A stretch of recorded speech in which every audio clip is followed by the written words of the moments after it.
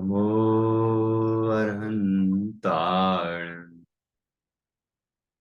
नमो सिद्धार्णं नमो आयरीयाणं। नमो अज्जायाणं। नमो लोये सव्यसाहुणम्। मङ्गलं भगवान् वीरो मङ्गलं गौतमो गणी। मङ्गलं कुन्दकुन्दाद्यो जैन धर्मो सुमङ्गलम्।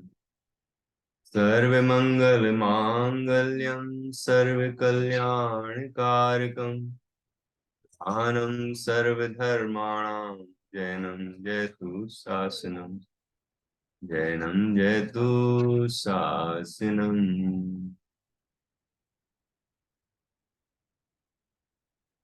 विश्वप्रकाशि महिमान् ममानमेकम्।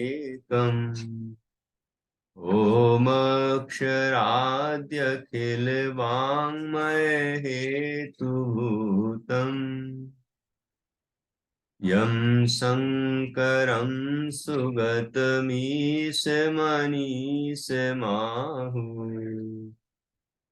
अर्हन्तमूर्जितमहं तमहं नमामि।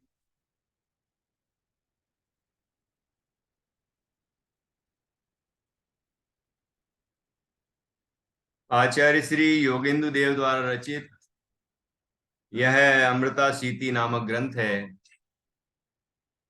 इसके 29 काव्यों पर हमारी चर्चा हो चुकी है। आज 30वां काव्य हम समझेंगे। यहाँ 26वें काव्य से ग्रंथ का जो मुख्य विषय है ध्यान, वह प्रारंभ हुआ है। 26वें काव्य में आचार्य ने कहा कि समता पूर्वक निज परमात्मा की आराधना करो। निज परमात्मा,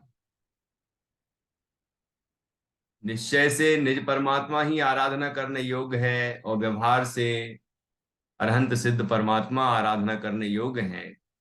इस तरह वहां चर्चा की। तो जब ये छंद आया तो इसमें कहा गया कि समता पूर्वक, तो इसके पहले जितनी चर्चा हुई है 25वें छंद तक, वह सब इसमें समाहित हो गई। अर्थात अंदर में कसायों की मंदता हो, समता हो, मित्रता का भाव हो, प्राणी मात्र के प्रति मित्रता का भाव हो, सर्वात्म में समदृष्टि दो यह बच हृदय लख लीजिए, तो ऐसी भावना हो। और जो दुखी हैं, दीन हैं, बीमार हैं, उन सबके प्रति करुणा की भावना हो, कृपा, दया, अनुकंपा। और जो गुणवान हैं उनको देखकर, उनके बारे में सुन के हर्ष का भाव। ये जो गुण हैं ये हमें सामायिक की ओर ले जाते हैं, समता को जगाते हैं, और फिर हम निश्चिंत होकर स्वरूप ध्यान कर पाते हैं। अब यदि हमने 4 शास्त्र पढ़ लिए और कोई दूसरा व्यक्ति जो और हमारे बराबर पढ़ा हुआ है या हमसे कम पढ़ा हुआ है या हमसे ज्यादा पढ़ा हुआ है, उसको देख के यदि हमें ऐसा भाव आता है, कहीं किसी से ईर्ष्या का भाव आता है, किसी को देख के अहंकार का भाव आता है कि मैं इससे ज्यादा श्रेष्ठ हूं, बराबरी वाले को देख के ईर्ष्या का भाव आता है, बड़ों को देख के ईर्ष्या का भाव आता है, तो फिर ऐसे जीव को आत्मानुभूति नहीं हो सकती। ये विकार छोड़ना होगा। उसको देख के, जो जो हमसे कमजोर है उसको देख के करुणा आना चाहिए। जो हमसे हमारे बराबर है उसके प्रति मैत्री का भाव आना चाहिए। जो हमसे बड़ा है उसको देख के प्रमोद का भाव आना चाहिए, हर्ष का भाव आना चाहिए कि देखो ये कितने गुणवान है, देखो ये कितने इनने कितना अच्छा ज्ञान प्राप्त किया है और कितने सरल हैं, दुनिया भी इनकी बात मानती है। तो ऐसा भाव आना चाहिए। ऐसा नहीं आना चाहिए कि अरे इनकी बात मानते हैं, हम भी कोई काम है क्या। तो ऐसे जीव ये क्षयोपशम का अहंकार करता है। होना ये चाहिए कि क्षयोपम तो एक पर्याय है, मैं पर्यायों से पार अनंत ज्ञान स्वरूप तत्व हूं। ये तो छुटपुट ज्ञान है, इसमें क्या दम है? ठीक है, जिनवाणी का ज्ञान है क्षयोपम ज्ञान में तो वो महत्वपूर्ण है, लेकिन क्षयोपम ज्ञान वो कहाँ महत्वपूर्ण है यदि वो शुद्धात्मा को नहीं जानता तो। और शुद्धात्मा को जो जानता है वो अहंकारी नहीं होता, उसको आठों मद नहीं होते, और वही जीव आगे चल के केवल ज्ञान प्राप्त करता है। ऐसी भावना यहाँ होनी चाहिए, ऐसा प्रतिपादन किया है। और फिर यहाँ दसम मार्ग का उपदेश दिया। आपने कभी ऐसा कभी किया हो तो आपको ख्याल में आएगा, मैं बताता हूं वैसा आप करना। यहाँ दसम मार्ग जीव तालु रंध्र को कहा, और वहां से ब्रह्म रंध्र तक पहुंचने की बात कही। ब्रह्म रंध्र तो ये ध्यान का विषय है। देखिए, हमारे इस पूरे शरीर में आत्मा एक क्षेत्रावाय रूप से रहता है, और पूरा अखंड तत्व है आत्मा, वो पूरा ज्ञान स्वरूप तत्व है। जब हम एक स्थान पर स्पर्श करते हैं तो पूरे शरीर में जो आत्मा अखंड आत्मा है, पूरे पूरे आत्मा को महसूस होता है। जैसे हमने कोई ठंडी चीज पर एक उंगली रखी तो पूरा शरीर में ठंडक सी महसूस होने लग जाती है। यदि हमने कोई चीज पर, गर्म चीज पर, बहुत तेज गर्म हो मैत्री, और उस पर हमने उंगली लगा दी तो पूरे शरीर में गर्मी एकदम झटका लगता है। ऐसे ही एक स्थान पर करंट लग जाए तो पूरा शरीर कंपायमान हो जाता है, क्योंकि आत्मा अखंड है। ठीक है, तो जैसे जिव्या इंद्री है, जिव्या इंद्री में जब स्वाद का अनुभव होता है तो पूरा शरीर रोमांचित हो जाता है। जैसे स्पर्शन, रसना, घ्राण, चक्षु, कर्ण इंद्रियों के माध्यम से हम देखते हैं, वो तो एक स्थान विशेष से जानती हैं, लेकिन रोमांच पूरे में होता है, क्योंकि आत्मा अखंड है। तो इसलिए यहां पर जो स्थान बता रहे हैं, वो एक स्थान पर यदि हम ध्यान केंद्रित करते हैं और वहां ज्ञान की अनुभूति करते हैं तो पूरा ज्ञान स्वरूप तत्व अनुभव में आ जाता है, ये बता रहे हैं। तो देखिए, यहां कहा दसम द्वार तालुरंध्र को। तालुरंध्र कहाँ है संगीता जी? तालुरंध्र कहाँ है? जीव के है। हाँ, जीभ जहां ऊपर की तरफ टच होती है, स्पर्श करती है, वो तालुरंध्र है। बहुत बढ़िया। देखिए, तो तालुरंध्र पर आप ध्यान एकाग्र करें। अब ये और थोड़ा, जैसे ज्ञानार्णव ग्रंथ है और भी अनेक ग्रंथ हैं, उसमें थोड़ा और डिटेल में है, इस बात का विस्तार है।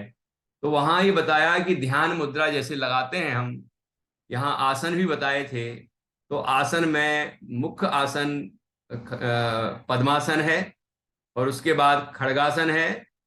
पद्मासन को ही मैंने देखा कि उसको, उसमें सुख सुख मिलता है, इसलिए सुखासन भी बोल देते हैं। वो जो वीर पुरुष होता है वही ऐसा आसन लगा सकता है, इसलिए वीरासन भी कह देते हैं उसको, है ना। पर्यंकासन भी उसी को कह दिया, लेकिन ऐसे अलग अलग है। तो एक खड़गासन होता है, एक पद्मासन होता है। आपने एक देखा होगा अर्ध पद्मासन, दक्षिण में आप प्रतिमाओं के दर्शन करेंगे तमिलनाडु और कर्नाटक तरफ, तो वो अर्ध पद्मासन में मिलेंगे आप। देखा आपने, दर्शन किए होंगे, उस तरफ की वंदना की होगी। तो एक पैर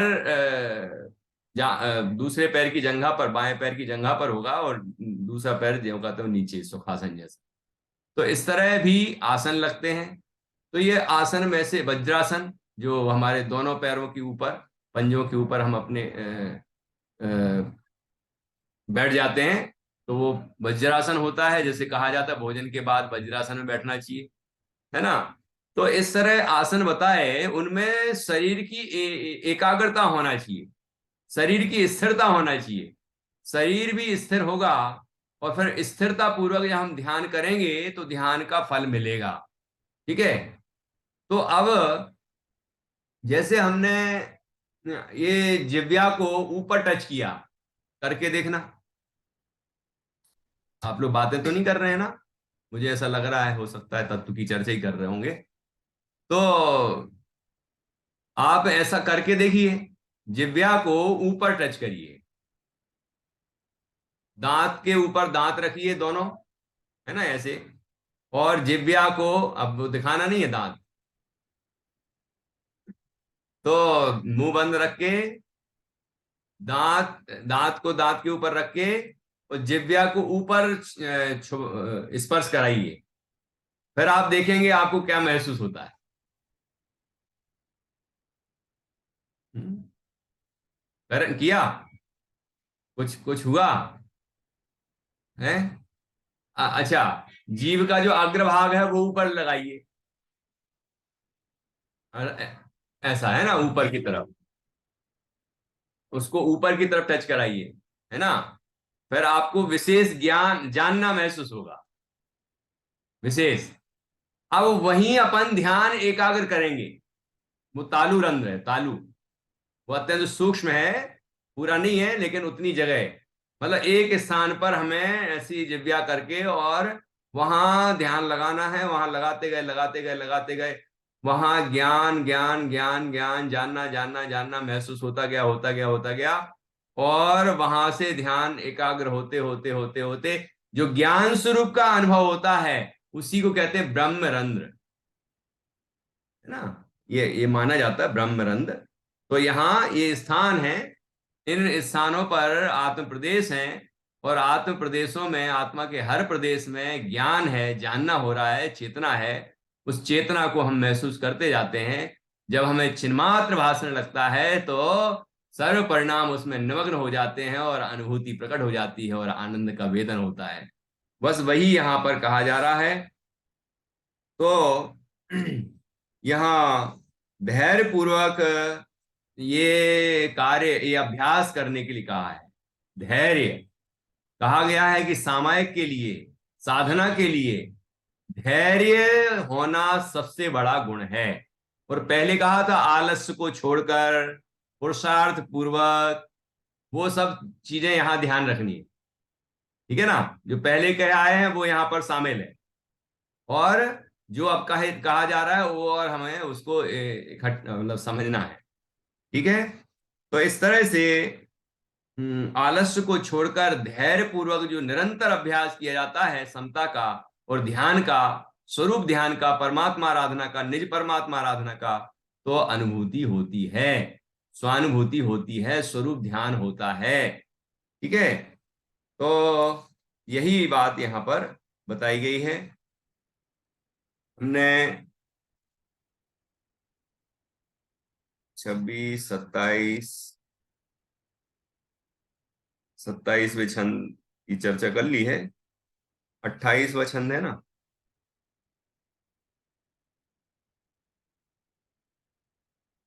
हम्म,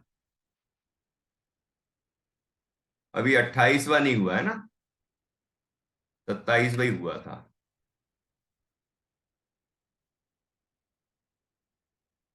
संगीता जी, है ना। 27वां हो गया है और 28वां करना था, क्योंकि इसमें जो निश्चय और व्यवहार से अरहंत की बीजाराधना का फल बताने के लिए प्रस्तुत छंद है, ये करना। 27 नहीं हुआ है। 27वां हो गया है। इसमें ब्रह्म रंध्र की चर्चा की है, जो तालु रंध्र जो अभी मैं समझा रहा था, ये पिछले क्लास में लिया था, है ना। अब इसके बाद आया 28वां छंद, जिसमें वाच्य वाचक रूप से ध्येय का प्रतिपादन किया। मैं थोड़ा आगे बढ़ गया था, 27 नहीं हुआ। है ना। तो 28वें छंद से कर,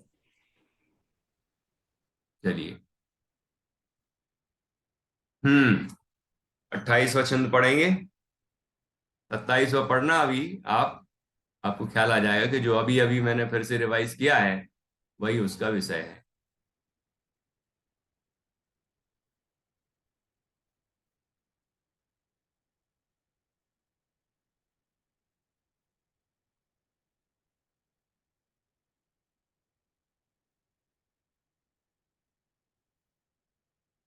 हम्म 28वां छंद देखो निकाला हुआ, ये जो निकला है ना, यही है। यहाँ वही निकलता है जो अपन पिछली बार उसके पहले से बंद करते हैं और अगला स्टार्ट करने वाले हैं, वही आता है। 28वां छंद करना है, पढ़ेंगे। नित्यं निरामयमनन्तमनादिमध्यम् अर्हन्तमूर्जितमजम् मजं स्मरतो हृदीशम् नाशं न याति यदि जाति जरादिकं ते तर्हि श्रमः कथमयं न मुधा मुनीशम्। इसमें तो बहुत सारी बिंदियां और विसर्ग नहीं दिखाई दे रहे हैं। नित्यम निरामय मनंत मनादि मध्यम अरहंत मूर्जित मजह मजम, यहां पर बिंदी जा पर मजम स्मरतो हृदीशम नाशम, नाशम बिंदी न याति यदि जाति जरादि कम, कम बिंदी का पर ते तरही श्रमः, यहां विसर्ग दो बिंदी कथमयम बिंदी न मुधा मुनीश मुनीनाम, मुनीनाम, ठीक है। नित्यम निरामय, यहाँ हाथ खड़ा किया है क्या?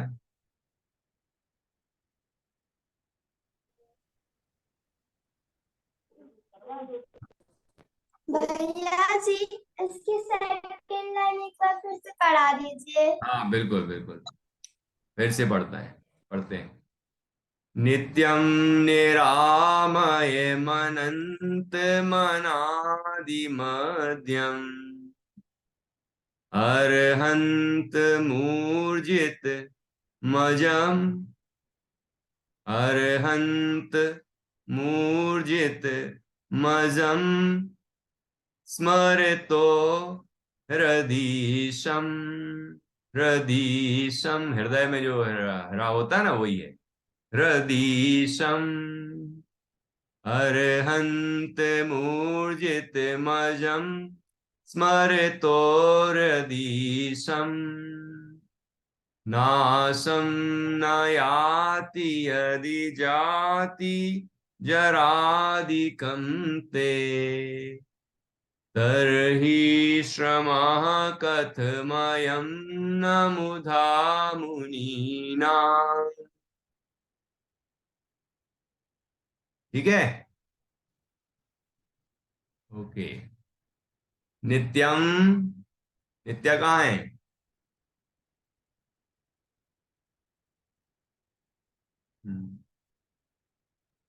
भैया जी सो गई है वो।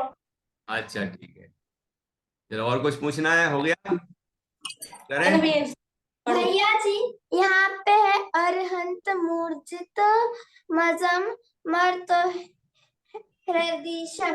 इसका तो मतलब इस आधा शब्द का तो उच्चारण हो ही नहीं रहा है भैया जी। हो रहा है ना, देखो। अर्हंत मूर्जित मजम स्मरतो, तो स्मरतो, स्मरतो हृदीशम। ठीक है भैया जी। ओके, देखिए नित्यम, नित्यम मतलब नित्य, सदा रहने वाला, शाश्वत, ठीक है। निरामयम, निरामय, आमय का अर्थ होता है, अमय का अर्थ होता है बीमार, व्याधि। तो निरामयम अर्थात व्याधि से रहित, कोई भी बीमारी नहीं होना चाहिए, मानसिक भी नहीं, शारीरिक भी नहीं, कोई भी विकार नहीं, है ना। क्रोध भी बीमारी है, काम भी बीमारी है, रागादिक बीमारियां हैं, सब ये आदि है, मतलब मानसिक बीमारियां हैं। तो निरामयम अर्थात सर्व रोगों से रहित, अना अनंतम अनंत, और अनादि, अनादि अर्थात अनादि मध्यम, अनादि और नहीं, अनादि में अन जो है वो आदि और मध्य का निषेध करता है। तो जिसका आदि नहीं मतलब अनादि है, मध्य नहीं अर्थात मध्य से भी रहित है, बीच भी नहीं है, तो जो अनादि है, अनंत है अर्थात और शाश्वत है, सर्व विकारों से रहित है, सर्व व्याधियों से रहित है, ऐसे अरहंत अरहंत मूर्जितमयम मजम स्मरतो हृदयसम, ऐसे अरहंतम, अरहंत को, ऊर्जितम जो ऊर्जित हैं अर्थात जो ऊर्जावान है, ऊर्जस ऊर्जस्वित है, मतलब जो उत्कृष्टता को प्राप्त हुए हैं, प्रकाशमान हैं, ठीक है। और अजम, अजम जम, ज का अज का अर्थ क्या होता है? अज, अज का अर्थ होता है जो जन्मता नहीं, तो अजन्मा, ठीक है। अज का एक अर्थ बकरा भी होता है, लेकिन अज का अर्थ यहाँ पर जो जन्मता नहीं, जैसे हम वही द्रव्य चढ़ाते हैं जो जो जमीन में लगाने पर जन्मते नहीं है, अंकुरित नहीं होते, है ना। तो वही पूजा के रूप में हम उसको समर्पित करते हैं। तो यहाँ पर अजम, क्योंकि अजन्मा पद प्राप्त करना है हमें, ये भावना उसके पीछे होती है, ठीक है। तो यहाँ कह रहे हैं भगवान अरहंत कैसे हैं कि ऊर्जित हैं, ऊर्जावान हैं, और अजम अर्थात जिनका जन्म नहीं है, अजन्म अजन्मा है, और ईशम जो ईश हैं, हृदय ईशम जो हृदय के ईश हैं, तीन लोक के सभी जीवों के जो हृदय के स्वामी हैं, है ना। उनको स्मरतो अर्थात स्मरण करते हुए, उनको स्मरण करते हुए, नासम न याति यदि जाति जरादिकम ते, यदि उन ऐसे अरहंत परमात्मा का, सुनना नित्या मैत्री, ऐसे अरहंत परमात्मा का, जो अरहंत परमात्मा स्वयं नित्य हैं, शाश्वत हैं, जो सर्व व्याधियों से रहित हैं, जो अनंत हैं और आदि और मध्य से रहित हैं, है ना, ऐसे, और जो प्रकाशमान हैं, जो अजन्मा हैं, जो हृदयों के ईश हैं, स्वामी हैं, उनका स्मरण करते हुए, यदि, नीचे की लाइन में लिखा है ना, नासम न याति यदि, यदि नासम न याति, नाश को प्राप्त नहीं होता, क्या?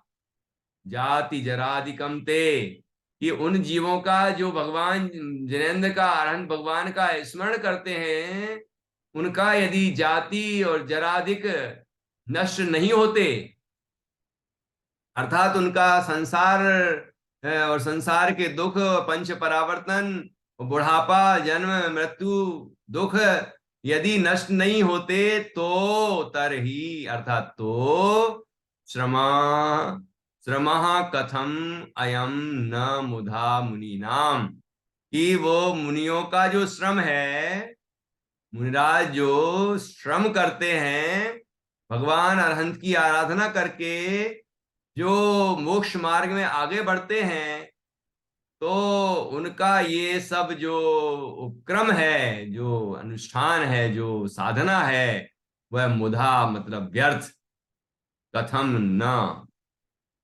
क्यों नहीं होगी, अर्थात फिर यदि भगवान अरहंत का स्मरण करने पर भी हमारे अंदर, हमारे जन्म जरा मृत्यु का विनाश नहीं होता, और हम स्वयं भगवान नहीं बन पाते हैं, तो फिर मुनिराजों का जो श्रम है वो व्यर्थ चला जाएगा। क्योंकि मुनिराज तो यही साधना करते हैं, भगवान जिनेन्द्र की आराधना करते हैं, और ये मानते हैं त्वामाम अनंति मुनिया परमं पुमांस मादित्य वर्ण ममलम तमसा पुरुषात् त्वामेव सम्यक उपलब्ध जयंतु मृत्युम नान्यः शिवा शिव पदस्य मुनीन्द्र पंथा।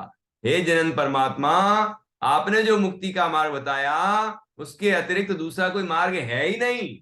इतने दृढ़ विश्वास के साथ भगवान जिनेन्द्र के मार्ग का अनुसरण करते हैं वो मुनिराज, है ना, तो उनका श्रम फिर व्यर्थ क्यों नहीं सिद्ध होगा, यदि अरहंतों के स्मरण से जन्म जरा मृत्यु आदि का विनाश नहीं होता तो अर्थात भगवान अरहंत के स्मरण से जन्म जरा मृत्यु आदि का विनाश होता ही है। जन्म जरा मृत्यु विनाशनाय, संसार ताप विनाशनाय, कामबाण विध्वंसनाय, अक्षय पद प्राप्ताय, मोहांधकार विनाशनाय, अष्टकर्म दहनाय, है ना सब मंत्र पद, अक्षय पद प्राप्ताय।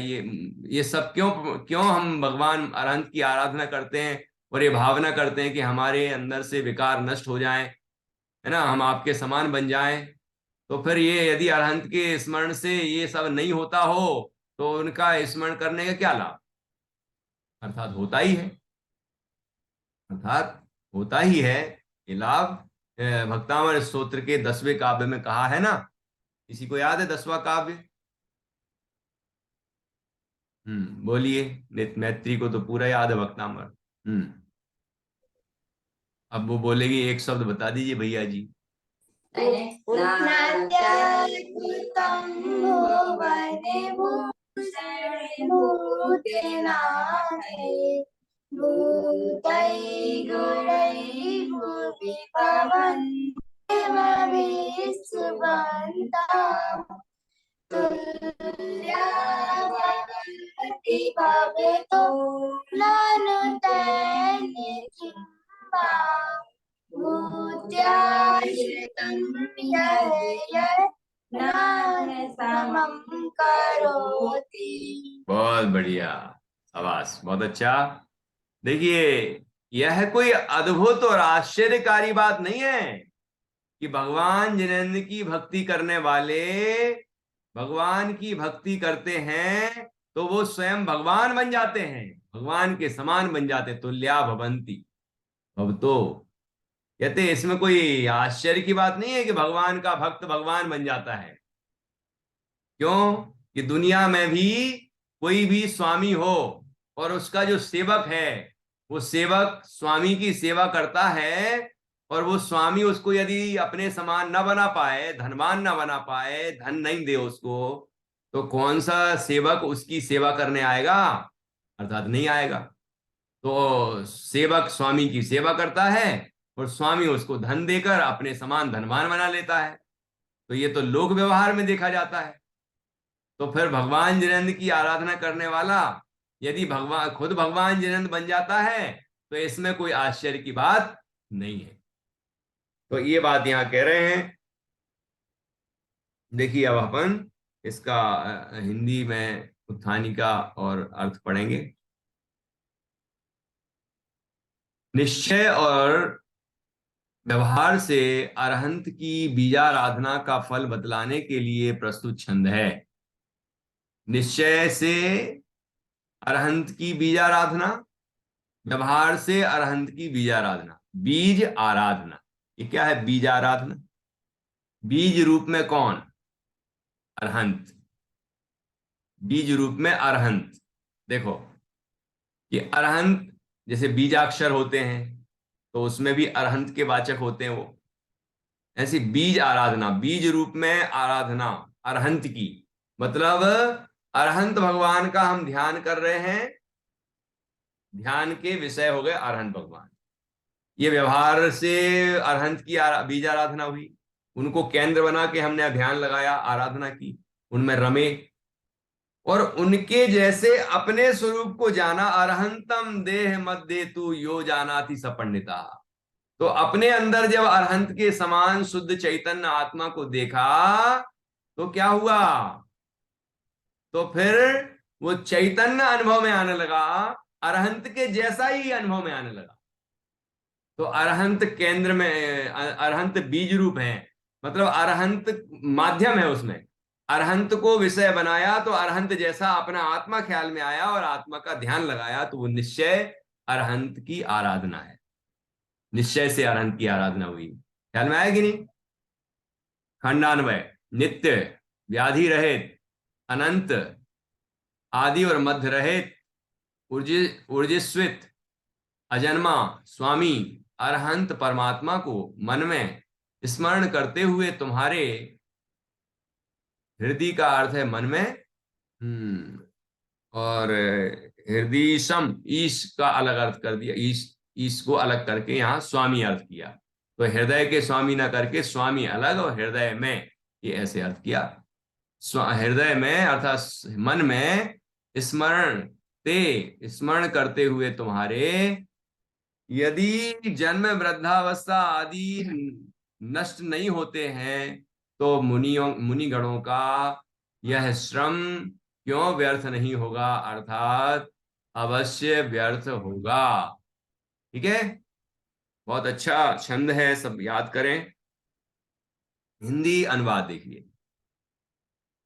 द्रव्यार्थिक नय से जो नित्य है, संपूर्ण व्याधियों से रहित है, आदि मध्य और अंत से भी रहित है, प्रकाश रूप है, उत्पत्ति विरहित है, परम ऐश्वर्य से युक्त है, तथा अरहंत भट्टारक रूप अथवा शुद्ध स्फटिक मणिमय चंद्रकला के आकार रूप अरहद नाममय है, उसका मन में स्मरण करने से तुम्हारे जन्म मृत्यु बुढ़ापा आदि दोषों का समूह नाश को प्राप्त नहीं होता है। यदि ऐसा हो जाए तो तपोधनों का इंद्रिय काम तथा मन के निरोध में होने वाला श्रम क्या व्यर्थ नहीं होगा, अर्थात व्यर्थ ही होगा, यह अर्थ है। देखो ये जो विशेषण दिए हैं अरहंत भगवान के, ये अरहंत भगवान में तो लागू होते ही हैं, लेकिन द्रव्यार्थिक नय से देखेंगे तो ये आत्मा में भी लागू होते हैं। द्रव्यार्थिक नय से देखेंगे, निश्चय नय से देखेंगे तो आत्मा में भी लागू होते हैं। हमारा आत्म तत्व भी भगवान अरहंत की तरह नित्य है, संपूर्ण व्याधियों से रहित है, तीनों कर्मलों से रहित है ना, नो कर्म द्रव्य कर्म भाव कर्म से रहित है, और आदि मध्य और अंत से भी रहित है, अनादि अनंत पूर्ण संपूर्ण तत्व है। ठीक है, और प्रकाश रूप है, ज्ञान प्रकाश से संपन्न है, और उत्पत्ति से विरहित है, अर्थात उसका जन्म नहीं होता, परम ऐश्वर्य से युक्त है, जो ज्ञानादि अनंत गुणों का ऐश्वर्य है अंदर, उससे सहित है, ऐसा अरहंत के समान शुद्धात्म तत्व है। तथा अरहत भट्टारक रूप, जैसे अरहंत है ऐसा ही भट्टारक का मतलब तीर्थंकर, यहाँ तो जैसे जैसे अरहंत है वैसा ही शुद्धात्मा का स्वरूप है, अथवा शुद्ध स्फटिक मणिमय चंद्रकला के आकार रूप अरहद नाममय है, कि जैसे अरहंत है अरहद है ऐसा ही शुद्धात्म तत्व का स्वरूप है, शुद्ध स्फटिक मणि की भांति बिल्कुल स्वच्छ। क्योंकि जब द्रव्यार्थिक नय से देखते हैं तो शरीर नहीं दिखता, द्रव्यार्थिक नय से देखते हैं तो कर्म नहीं दिखते, द्रव्यार्थिक नय से देखते हैं तो ये मोह राग द्वेष आदि विकार भी नहीं दिखते, दुख सुख ये विकारी परिणाम नहीं दिखते, एक शुद्ध चैतन्य मात्र वस्तु दिखाई देती। तो वहां से जब देखते हैं तो जो निगोद में सो ही मुझ में सो ही मोक्ष मजार। ठीक है, ये है निश्चय आराधना। तो ये निश्चय से आराधना की तो इस उसका मन में स्मरण करने से, अरहंत भगवान का जब हम स्मरण करते हैं तो व्यवहार आराधना है। जब अरहंत के समान अपने शुद्ध चैतन्य का ध्यान करते हैं तो निश्चय आराधना ही है। तो उसका मन में स्मरण करने से तुम्हारे जन्म मृत्यु बुढ़ापा आदि दोषों का समूह नाश को प्राप्त हो जाता है ना। यदि नहीं होता तो क्या होगा, जो तपोधन है मुनराज हैं वो भी तो अरहंत भगवान की आराधना करते हैं, अरहंतों के मार्ग पर चलते हैं, अरहंतों को जैसे अपने शुद्ध चैतन्य का अनुभव करते हैं, तो फिर उनका जो श्रम है वो बेकार जाएगा, यदि अरहंत की आराधना करने से उपलब्धि ना होती हो। ठीक है, अर्थात जन्म मृत्यु बुढ़ापा आदि का नाश ना होता हो तो उनका श्रम व्यर्थ कहलाएगा, जबकि वो व्यर्थ नहीं जाता। अनेक मुनिराज 6 महीने 8 समय में 608 जीव मोक्ष जा रहे हैं मुनि अवस्था से, है ना, और अनंत तो जा चुके हैं, आगे भी जाते रहेंगे, है ना। तुम शासन से अमे जीव शिव गहे जाहि जय हैं सदीव, ये स्वरूप है। यदि ऐसा ना हो जाए तो तपोधनों का अर्थात मुनिराजों का इंद्रिय काम तथा मन के निरोध में होने वाला, कि इंद्रियों से विरक्त हो जाते हैं, इंद्रियातीत आत्मा का अनुभव करते हैं, या इंद्रियों पर विजय प्राप्त कर लेते हैं, काम से मुक्त हो जाते हैं, जिस काम भाव से सारी दुनिया पीड़ित है उस काम भाव को जीत लेते हैं, तथा मन के निरोध में मन का भी निरोध कर देते हैं। मन का कार्य है अनेक विकल्प करे, तो वो कार्य समाप्त हो जाता है, क्योंकि जिस समय शुद्धात्मा की अनुभूति होती है तो मन के सारे विकल्प शांत हो जाते हैं। तो ये इस तरह मन को भी जीत लेते हैं, मन का निरोध कर देते हैं। ठीक है।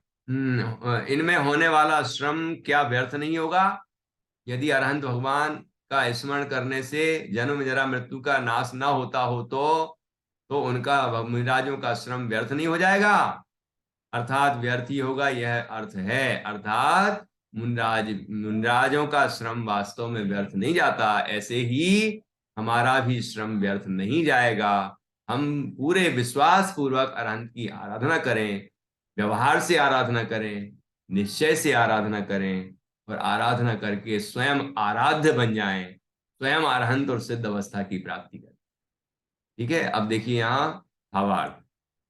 वाच्य वाचक के भेद से ध्येय दो प्रकार के होते हैं, यह सूत्रार्थ अभिप्राय है। वाच्य वाचक, इसको समझें। वाच्य जैसे शब्द है वो वाचक है, और उसमें जो भाव है वो वाच्य है। तो अरहंत शब्द बोला तो वाचक है, और अरहंत जो भगवान है वो वाच्य है। अब दूसरी तरह से देखिए, अरहंत वो वाचक हैं, और अरहंत से बताया किसको? निशुद्धात्मा को, वो वाच्य है। कहना क्या चाह रहे हैं? अरहंत की आराधना कराना चाह रहे हैं कि अरहंत के जैसे निशुद्धात्मा की आराधना कराना चाह रहे हैं? ख्याल में आया कि नहीं?